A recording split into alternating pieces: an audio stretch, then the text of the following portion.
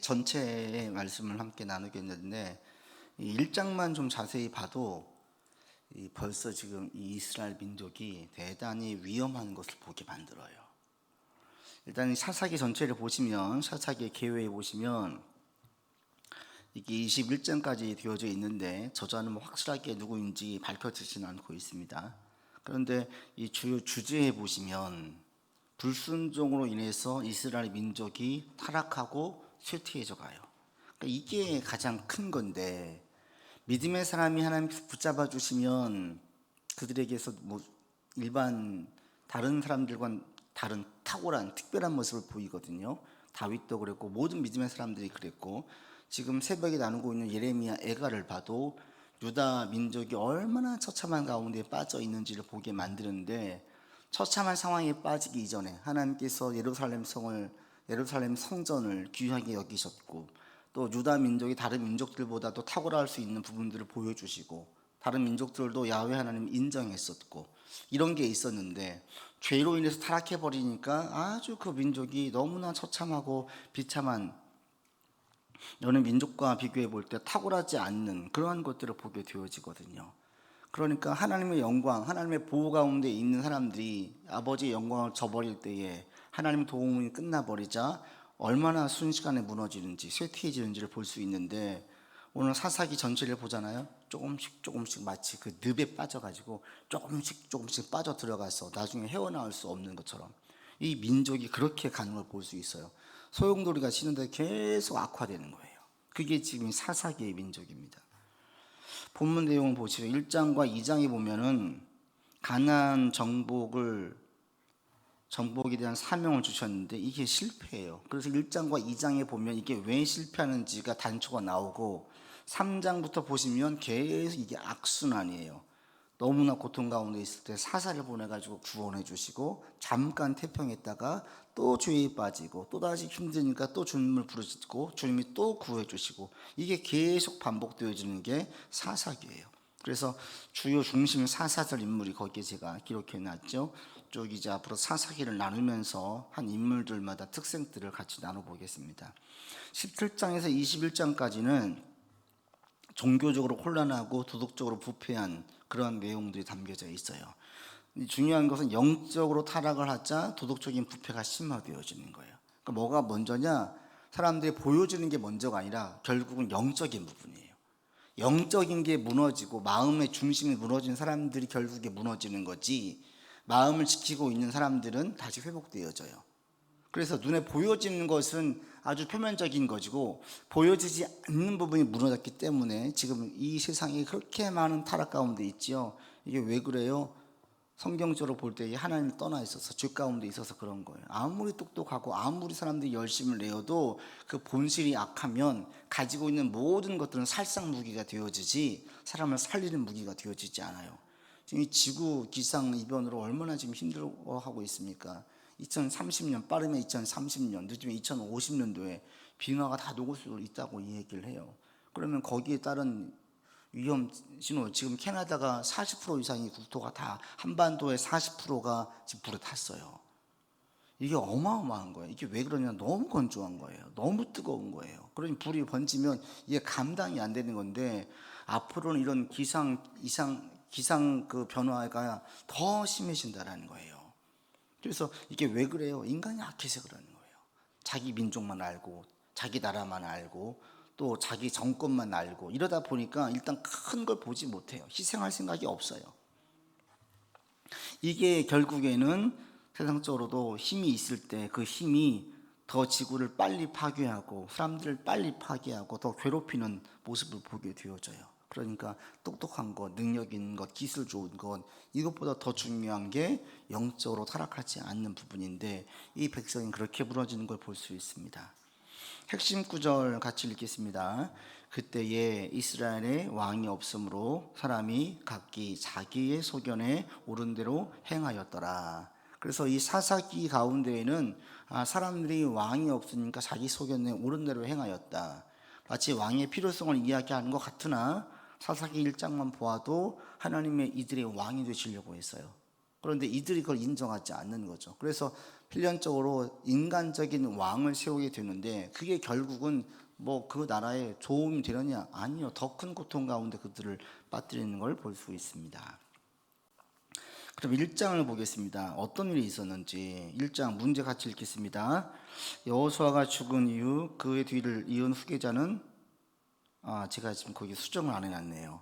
여호와께서 여호수아가 죽은 후에 가장 뭐 떠날 그렇게 써놨죠. 예, 제가 지금 수정을 안 했는데 여호와께서 여호수아가 죽은 다음에 후계자를 세웠습니까? 안 세웠습니까? 1장에 보시면 후계자를 안 세웠어요. 후계자를 안 세우고 그냥 지파에게 임명해서 유다 지파에게 먼저 임명해서 정복하게 이야기해요. 하나님께서 왜 왕을 안 세웠을까? 여호수아 뒤를 이을 뛰어난 후계자를 왜 안 세웠을까? 하나님께서 친히 그들의 왕이 되시려고 하는 거예요. 그러니까 그들을 위해서 사실은 가장 이상적인 제도가 뭐냐면 왕이나 대통령 이런 권한을 누군가 막강하게 가지면 그가 선할 때는 이롭게 쓰이지만 선하지 못할 때는 그게 반드시 큰 문제가 되는 거예요. 베트남에서 호치민 그렇게 존경해요. 왜? 호치민은 공산당이었는데 그렇게 검소했대요. 가진 게 없어요. 죽을 때에도. 그런데 그 뒤를 이은 공산당원들은 다 챙기는 거예요. 그래서 그렇게 부정부패가 심하게 된 거예요. 그래서 힘이 있는 사람들은 결국은 어떤 제도냐 이게 중요한 게 아니라 그 가지고 있는 사람 중심이 누구냐 이게 제일 중요한데 지금 이 이스라엘 백성들에게는 하나님이 직접 이들의 왕이 되어서 직접 통치하려고 했어요. 이게 가장 좋은 거거든요. 여호와의 말씀을 따라 각자 다 따라가는 거예요. 그리고 이제 힘이 들 때에 장로를 중심으로 모여지고 나가면 제일 좋은데 그게 안 됐던 거죠. 우리의 삶도 가장 좋은 삶이 어떤 삶입니까? 하나님이 통치하는 삶, 하나님이 다스리는 삶. 하나님께서 우리의 가정을 다스리시는 삶이 가장 좋은 삶이에요. 다른 인간이 통치하고 또 세상의 어떤 권력이나 어떤 그 무엇인가가 통치하는 게 아니라 하나님이 통치하는 삶이 가장 좋은 삶이에요. 그래서 우리는 계속 하나님 우리의 왕으로 고백하시고 나의 주인으로 고백하시고 저는 하나님의 통치를 기꺼이 받고 하나님의 통치를 받는 것을 즐거이 따르겠습니다 라는 고백이 우리 가운데 계속 있기를 바랍니다. 그러면 우리의 삶을 주님께서 지켜주시고 대장 되신 주님께서 주도해 가시고 이끌어 가시는 거예요. 이런 역사가 우리 가운데 있기를 바랍니다. 2번 같이 봅니다. 하나님의 명령을 받은 유다 지파는 어떤 방식으로 가나안 족속과 싸우려 합니까? 이 싸움으로 취한 땅은 어디입니까? 이게 벌써 좀 다른 게 뭐냐면 이전에는 이렇게 이야기한 적이 없어요. 유다가 그의 형제 시므온에게 가서 같이 싸우자 그래요. 그러니까 시므온 지파는 유다 지파와 어머니가 같거든요. 그러니까 친형제예요. 친형제 지파예요. 네가 나를 도와주면 내가 너를 도와줄게. 이스라엘 12지파가 원래 하나였는데 하나처럼 움직였는데 이제 좀 쪼개지기 시작하는 거예요. 벌써 이게 조짐이 보여요. 그래서 날 도와줘서 하면 같이 가겠다라고 얘기해서 나가서 싸우는 거예요. 그럴 때 이 싸움을 통해서 우리에게 또 하나 눈에 띄는 게 뭐냐면 이 아도니 베색을 무찌르죠. 그런데 6절에 보시면 이 아도니 베색이 도망이 있을 때 그를 잡아다가 어떻게 해요? 엄지 손가락과 엄지 발가락을 잘라요. 근데 이런 게 성경적으로 볼 때에 신체를 절단한 그런 형이 없어요. 근데 이게 왜 그랬냐? 7절에 나와 있는데 아도니 베색이 그랬대요. 내가 옛날 70명의 왕들의 엄지와 엄지 손가락과 발가락을 잘랐었는데 내가 그대로 당한다. 이렇게 얘기를 해요. 얼핏 보면 아무 문제가 없는 것 같은데 이게 벌써 어떤 위험이 보이냐면 가나안의 풍습에 물들고 있는 이스라엘을 보게 되는 거예요. 하나님의 방법대로 그들을 처단하는 것이 아니라 자신들이 볼 때에 그 문화 속에서 멋져 보이고 으쓱해 보이고 좋아 보이는 그 풍습을 따라가는 걸 보게 돼요. 이게 벌써 1장의 뒤에 가잖아요. 우리가 뒤에 지금 읽지 않았는데 각 지파별로 땅을 정복해 나갈 때 점점점 벌써 1장 한 장에서만 해도 21장까지 내용이 다 요약되어져 있어요. 점점 쇠퇴해져 가는 이스라엘. 그 출발이 뭐냐? 여기 있는 거예요. 아도니베색의 엄지 손가락과 엄지 발가락을 자르는 거. 그들의 문화와 풍습을 쫓아가는 것. 흔히 우리로 말하면 어디 갔더니 누가 막 유명 메이커만 입어요. 다 갔더니 너무 좋아 보이는 그것만 따라가는 거와 똑같은 거예요. 우리 공부한 중 한 그 아이 엄마가 아이가 전화가 그래가지고 지역을 옮겼는데 거기 학부형들 모임 갔더니 깜짝 놀래대잖아요. 전부 다 명품으로 치장을 하고 와가지고, 이전 학교에선 전혀 수수한 엄마들이 많았는데 새로 옮겨보니 거기는 명품을 치장한 엄마들이 많더라는 거예요. 보면서 자기가 위화감을 느끼고 자기 스스로도 이 친실한 크리스찬임에도 불구하고 얼핏 자연스럽게 자기의 모습을 봐주더라는 거예요. 이렇게 있다 보면 그게 좋아 보여요. 따르게 되어져요. 그러면 이게 아무것도 아닌 거, 죄도 아닌 것 같잖아요. 죄도 아니지요. 여기 나와 있는 것처럼 엄지손가락과 발가락을 자르는 게 큰 죄도 아닌 것 같아요. 그런데 하나가 무너지니까 마치 뚝이 무너지는 것처럼 계속 서서히 무너지는 거예요. 그 출발이 여기에 있어요. 그러니까 성경적으로 하나님 말씀대로 그들을 처단하고 땅을 정복해 가는 것이 아니라 자기의 보기에 좋은 대로, 이 21장에 있는 대로 자기 소견에 옳은 대로 그들 문화 속에 가보니까 너무 좋은 거예요. 제가 미국에서 1년 있을 때 뉴저지에서 1년간 생활했었고 뉴욕에 왔다 갔다 자주 했는데, 뉴욕을 보면 정말 놀란 게 출애굽기에 있는 중당 잡족이 뉴욕이에요. 진짜 모든 사람들이 다 있어요. 뭐 아시안 다양한 종족들이 다 있는 게 뉴욕이에요. 가보면 건물도 너무너무나 많고 중단 다양한 종족의 사람들이 다 있어요. 거기에 보면 진짜 압도당해요. 좀 압도당해. 이게 한국인이라는 것이 이게 없어요. 이게 존재에 대한 정체성이 이게 다 망각되어져요. 거기에 있으면 그냥 휩쓸리게 되어지겠더라고요. 지금 이스라엘 백성들이 가나안 땅에 들어가서 정신 못 차리는 거예요. 갔더니 전부 다 새로운 문화, 새로운 문명, 새로운 문물들, 이 모든 게 다 이 눈을 그냥 휘둥그레게 만드는 거예요.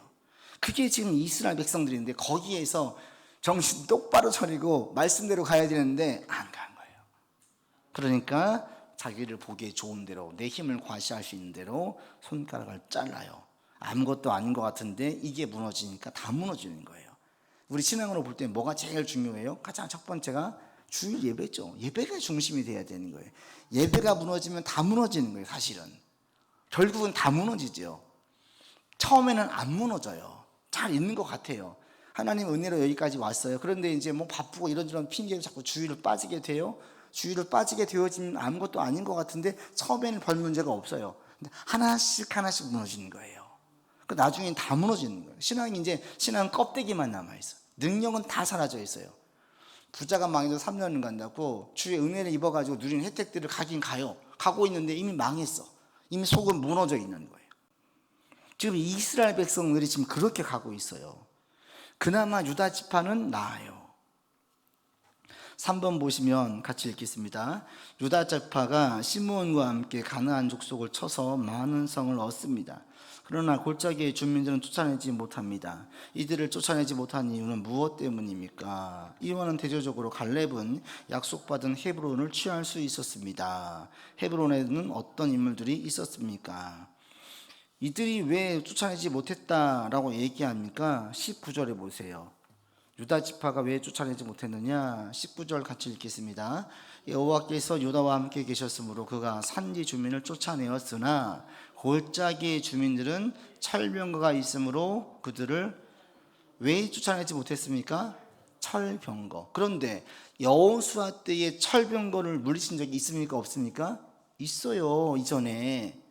철병거가 진짜로 쫓아내게 만드는 요인이 아닌 거예요. 그리고 뒤에도 가면요 또 나와요. 사사기 4장에 가면 드보라를 통해서 하솔왕 야빈의 철병거를 물리치고 철병거의 군대를 패배시켜요.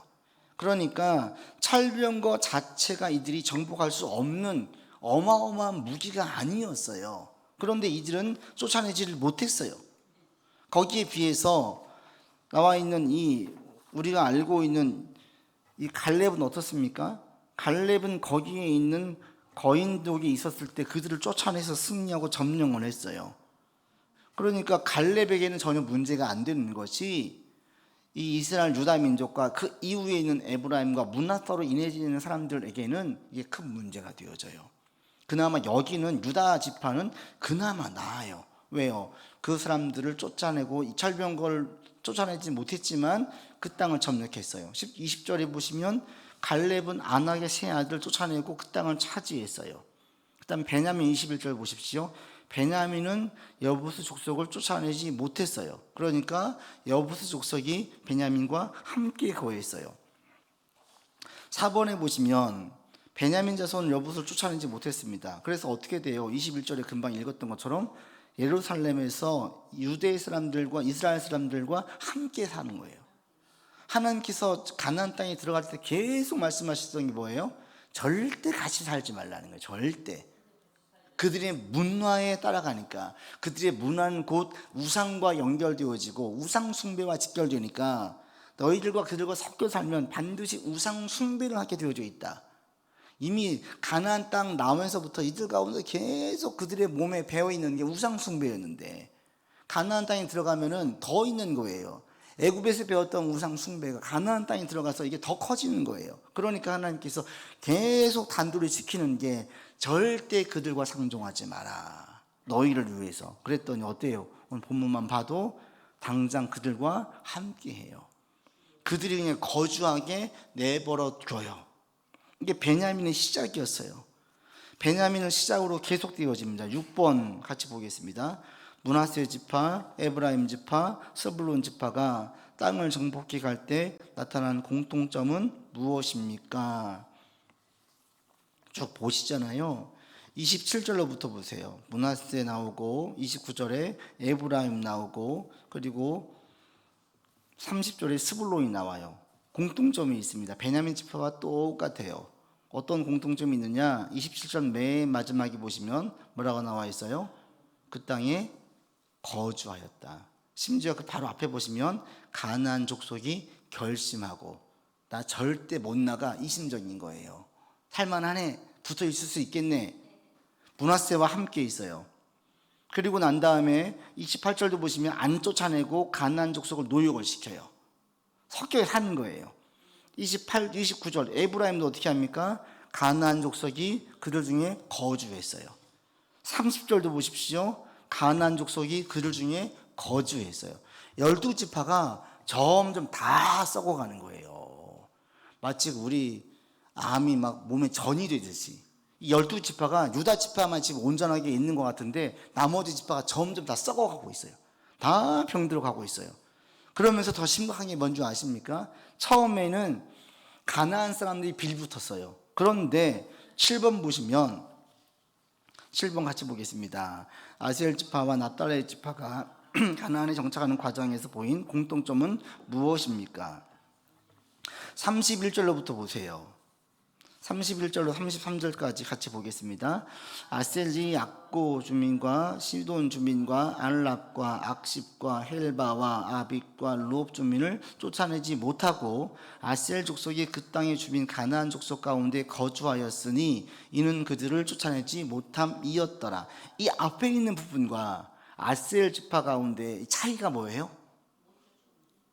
못 쫓아내는 건 공통점이고 차이가 뭐가 있어요? 이전에는 가나안 사람들이 얹혀 살았어요. 지금은 아셀 지파가 얹혀 사는 거예요. 본문에 보시면 힘을 더 잃어버렸어요. 점점 이스라엘이 쇠약해지는 거예요. 이게 벌써 1장만 봐도 사사기 전체에 어떻게 흘러갈지가 다 나오는 거예요. 2장에 다음 주 나눌 때 2장에서는 왜 이렇게 됐는지 그걸 설명을 해주시고 3장부터는 불보듯 뻔한 거예요. 이미 설계도 나와 있어요. 우리가 어릴 때 애들 보면은 또는 사람들이 어떤 일하는 걸 보면 그 사람이 됨됨이를 알 수가 있어요. 한 개만 일을 시켜보면 알 수가 있어요. 일 하나 시키면 깔끔하게 하는 사람이 있고 일을 시키면 대충 하는 사람이 있고 계속 민기적거리고 안 하는 사람이 있어요. 그러니까 같이 일을 할 때 누구와 일을 할지 그냥 한두 개만 일을 해보면 알아요. 그렇죠? 그냥 드러나요. 이 백성들이 1장과 2장만 보면 앞으로 어떻게 이게 스토리가 이어질지가 훤히 보이는 거예요. 이게 지금 이스라엘 백성들인 거예요. 그럴 때 지금 1장만 봐도 지파별로 땅을 정복하고 정복해 나갈 때에 처음에는 그들을 붙잡았어요. 그들이 겨우 눈치 보면 살았어요.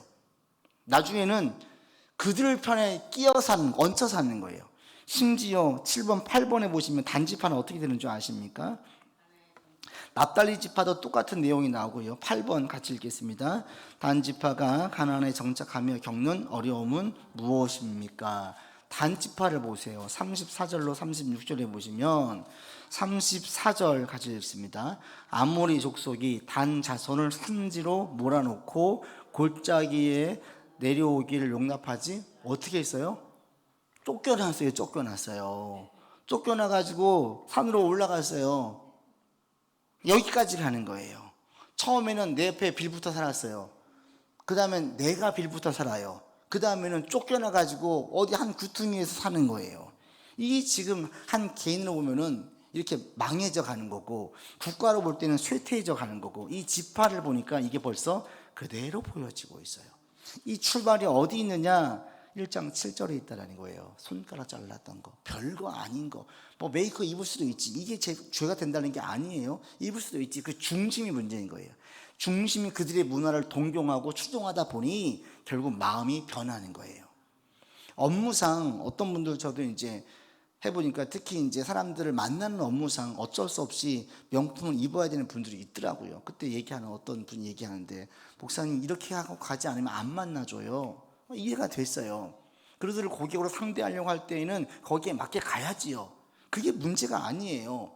주자 문제는 뭐냐면, 그래 나도 빨리빨리 큰 부자가 돼가지고 나도 명품 입고 과시하고 살아야지, 이런 중심이 잡혀 있으면 이게 문제인 거죠. 그러니까 중심이 바르게 서 있는지 아닌데, 이 이스라엘 백성들은 동경하기 시작한 거예요. 그들을 추종하기 시작한 거예요. 그러니까 자기도 모르게 늪속에 빠져가지고 계속 빠져들어가요. 계속. 그게 지금 이스라엘 지파예요. 큰 그림으로 보면 지파들이 땅을 정복해 가는 것 같은데, 가만 보니까 점점 이건 무너지고 있는 징조인 거죠.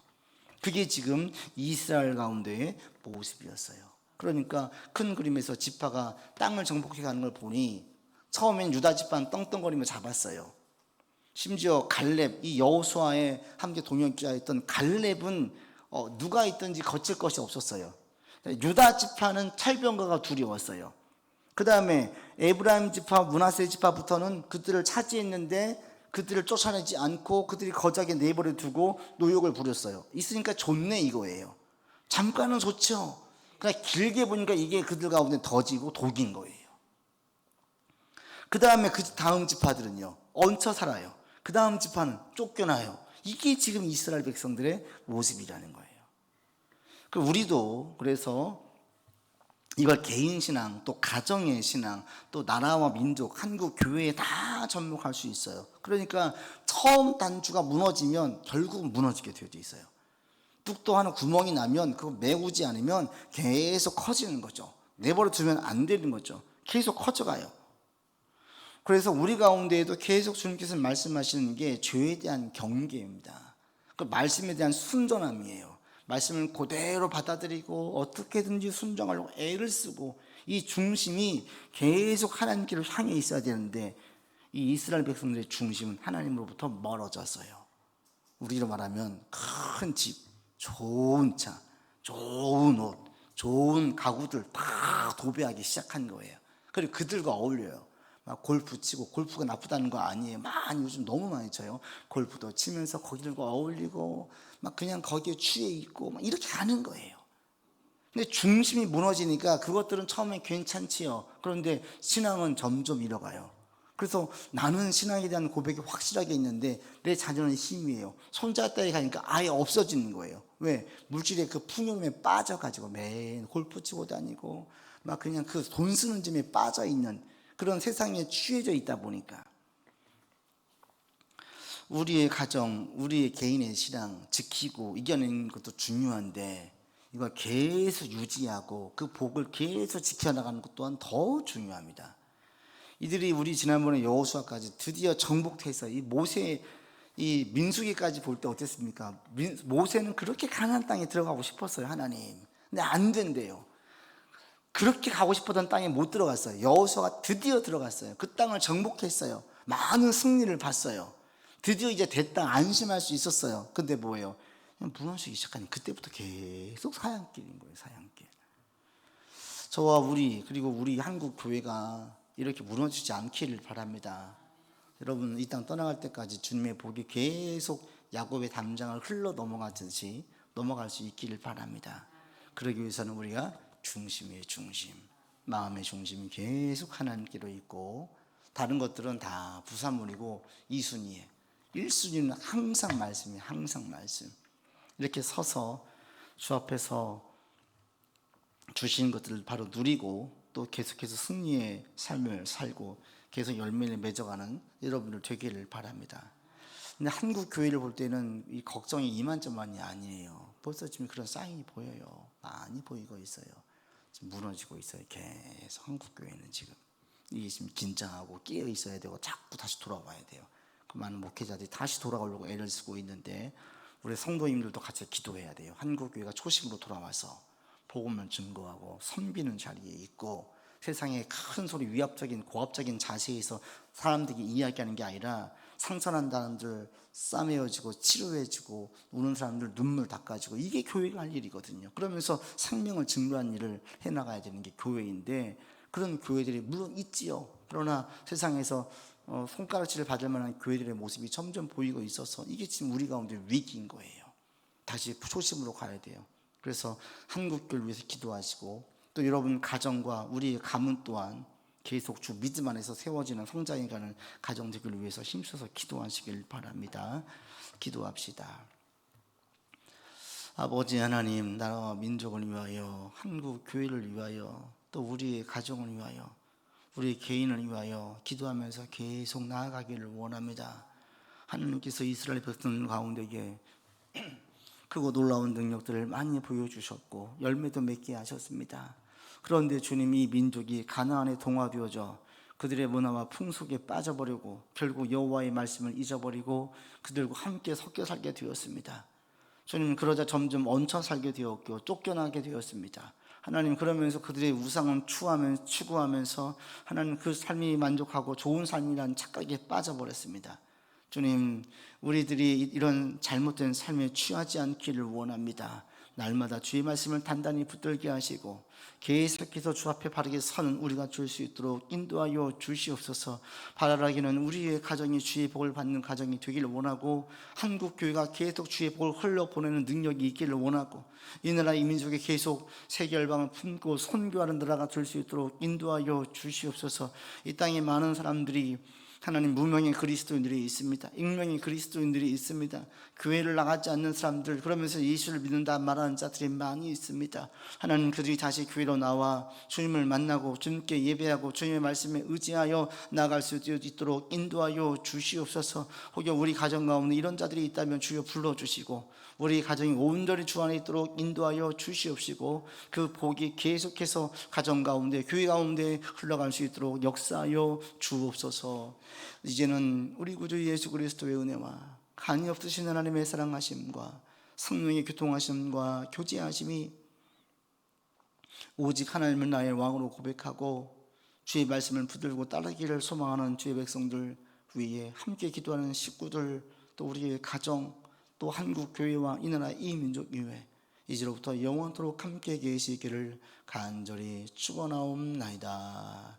아멘.